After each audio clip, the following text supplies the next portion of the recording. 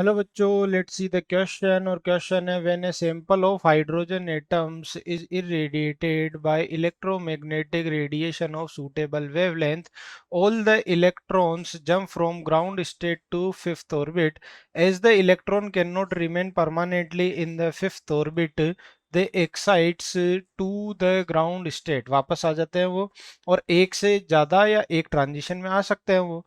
Each transition result in the emission of electromagnetic radiation of a particular wavelength। ठीक है। When these radiations pass through a prism, तो वे एक special angle से क्या हो जाते हैं, एक स्पेशल एंगल से वो डेविएट होते जाते हैं। क्वेश्चन है, what should be the minimum number of hydrogen atoms in sample to get 10 maximum of 10 spectral lines. Maximum 10 spectral lines चाहिए उन्हें। ठीक है। और मैक्सिमम 10 स्पेक्ट्रल लाइंस के लिए कितने नंबर ऑफ एटम्स की जरूरत पड़ेगी। तो हम क्या करते हैं ना, ऐसा बना देते हैं कि स्टेट्स बना देते हैं, कि ग्राउंड स्टेट से लेकर हम फिफ्थ स्टेट तक बना देते हैं, वहीं से सारी कहानी समझ में आएगी हमें। तो ये हो गया n is equals to 1 ground state, ये हो गया n इज इक्वल्स टू 2, ये हो गया n इज इक्वल्स टू 3। अभी मैं जो है इनमें एनर्जी का गैप सेम ही रख रहा हूँ, ऐसा कुछ भी नहीं है कि एनर्जी का गैप सेम नहीं है, सेम होता है, सेम नहीं होता है, वो अपना क्वेश्चन नहीं है। हमें तो पता करना है अभी, तो हम समझने के लिए कुछ भी बना देंगे। तो n इज इक्वल्स टू 5।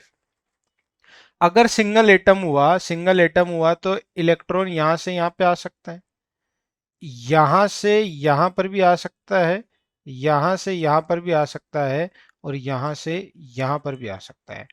तो एक एटम हुआ तो ये पहले एटम की निशानी है कि पहले एटम में इस तरह से स्पेक्ट्रल लाइंस बनेगी। अगर दो एटम हुए, मान लो दो एटम हुए, तो इलेक्ट्रॉन यहां से यहां पे आ सकता है। ठीक है, ये दूसरे एटम की कहानी है। या फिर इलेक्ट्रॉन कहां से कहां पे पहुंच सकता है, यहां से आपका इलेक्ट्रॉन यहां पहुंच सकता है एक कूद के। ठीक है। तीन एटम हुए ना, जब तीन एटम होंगे तो फिर ये ट्रांजिशन होगा, उससे पहले ये ट्रांजिशन नहीं होगा। ये तीसरे एटम की कहानी है। तो ये तीसरा एटम, अभी तक तीन एटम मान लिए। कितनी स्पेक्ट्रल लाइंस हो गई, 1 2 3 4 5 6 7। ठीक है ना।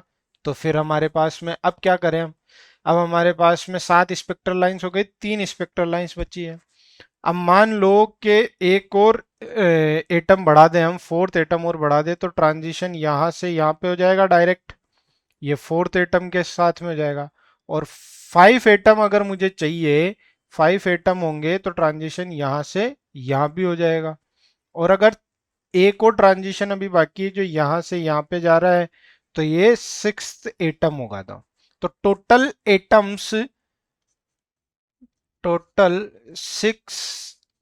Atoms required for 10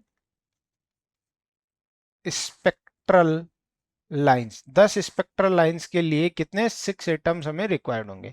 option B is correct. I hope you understood it very well. Best of luck.